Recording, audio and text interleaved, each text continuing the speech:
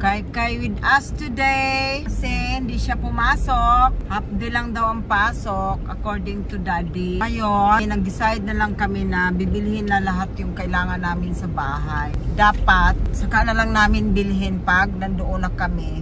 Pero sobrang excited namin na bibilhin na lahat para maayos na namin lahat doon. Para makita namin talaga kung paano ang pag-aayos ng bahay, di ba? Kahit naman sino, pag mayroon kang bagong bahay, gusto mo nandyan na lahat, kumpleto na, para makita mo ng bunggang-bunga yung pag-aayos mo ng bahay. Lalo na ako, gusto ko na kita kung ano yung look ng bahay after na ma-organize mo lahat. Ngayon, pupunta muna kami ng Nipo dahil maghahanap kami ng yung sampayan, whatever. I know we're looking for a letterbox, clothesline, if we can get it. Yeah, clothesline. That's what I was trying to figure out. Bibili kami ng sampayan para madali. So, easy for me in Tagalog. Yeah. So, yung kagaya sa Australia, yung pwede mong i-attach sa pader or pwede mo patayo lang sa lupa. So, yun ang tatanungin namin sa hardware kung mayroon sila dito. Kasi gusto namin madala na makumpleto. Meron online, nag-check kami ni husband from Lazada, no? Lazada. They have online also. Lazada na sa mga 10,000 yung halaga ng yung sampayan. And then kung wala dyan, yun na, no choice kami. Kailangan kami mag-order online. And then, litter box. Bibili kami ng litter box. Kasi pag dadating yung mga bills, ayaw namin yung isasabit lang sa gate. Kasi minsan, paano pag nabasa sa ulan, di ba? Ganyan dito, no? Sa Australia kasi, lahat ng bahay, automatic na yun, hindi ikaw yung mag-organize noon. Pagbili na mo ng bahay, nandoon na yun naka-attach. Yung mailbox. Kasi ano talaga yan doon importante. Tapos yung mga bank card mo, doon din dadating sa bahay mo, i-deliver ng automatic. So, paano pag wala kang litter box, di ba? Dito, kakaibim. Charot. And then, after that, Nipo, we going to furniture shop. After Nipo. Furniture outdoor naman because we need to look for the door para sa terrace doon sa back door. Yung front namin, walang problema kasi kasama na yung mga yung wood na doon. But in the back, hindi yung kasali sa pagbili namin ng bahay kasi pinasandya pa daw niya yon ni Ellie. Okay lang yon kasi nga siyempre medyo mahal yung pagpagawa niya noon. Maganda yun yung kanyang outdoor furniture. So maghahanap kami ng kahit simple lang ba, basta type namin, di ba? What else? We already bought the TV kahapon, tapos isang seat siya. Meron siyang parang displayhan ng mga din, abubot. And then mayroon ding maliit na side table. So bali tatlo siya. Tatlong items. So mamaya naman yon pipick upin ni Macmac after work. Kasi nga, ang delivery nila is Sunday pa. So sabi namin, hindi pwedeng Sunday dahil Sunday din yung lipat namin ng bahay. Kailangan maagang maaga, makaalis na kami. At saka pagkarga naman, pagdating ng truck, karga na lahat.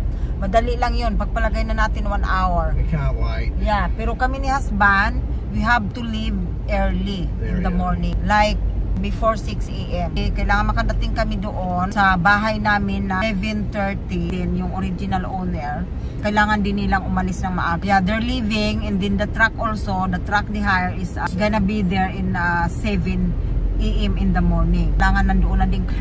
Turn over na nila sa amin yung sosi ng bahay. And we could get the house finally on Sunday. Are you excited kay Kai? Yeah, 2 days left.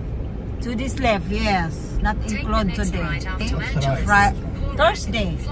And then tomorrow, Friday, Saturday. 2 more days na lang. Yahoo!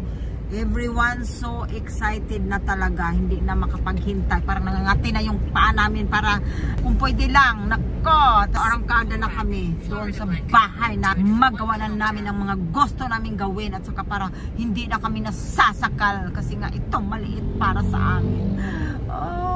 Hindi kami makagalaw ng maayos. Marami pa kaming alagang mga hayop. Oh my goodness.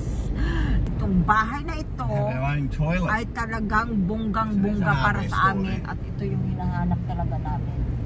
Which one you want? Well, we'll go to Nipo anyway. So, ayan guys, ang mga ganap dito sa aming niririntahan for now. Ito yung aming outdoor na nabili kahapon. Tapos, nandoon naman sa likod yung kanyang mga upuan. Tapos, ang salamin, sinipti na namin kasi para hindi talaga siya mabasa. So, ayan ang TV namin na binili. Ayan pa. Ayan, nasa carton lang muna. Hindi namin nabubuksan, syempre, no? At ito yung aming mga bagong lutuan. At marami pang iba.